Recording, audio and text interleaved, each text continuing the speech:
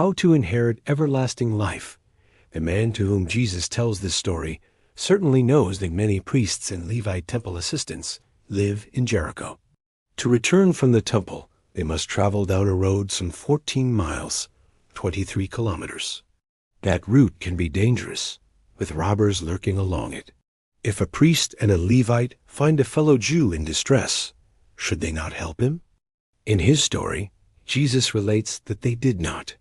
The one who did was a Samaritan, a man from a people whom the Jews despise. How did the Samaritan help the injured Jew? Jesus goes on. He approached him and bandaged his wounds, pouring oil and wine on them. Then he mounted him on his own animal and brought him to an inn and took care of him.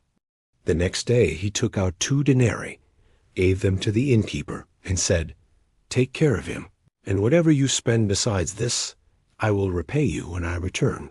After telling the story, the master teacher, Jesus, asks the man this thought-provoking question.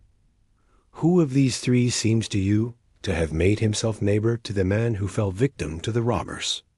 Perhaps the man feels uncomfortable in answering the Samaritan, so he replies, "The one who acted mercifully toward him." Jesus then makes the lesson of his story unmistakably clear, urging, "Go and do the same yourself." What an effective method of teaching! Had Jesus simply told the man that non-Jews also are his neighbors? Would the man and the other Jews listening have accepted that? Likely not. However, by relating a rather simple story, using details that the listeners can identify with, the answer to the question, "Who really is my neighbor?" becomes obvious. The person who proves to be the real neighbor is the one who exercises the love and kindness that the Scriptures command us to show. Why might a certain man question Jesus about how to gain everlasting life? Who do the Jews believe are their neighbors, and why?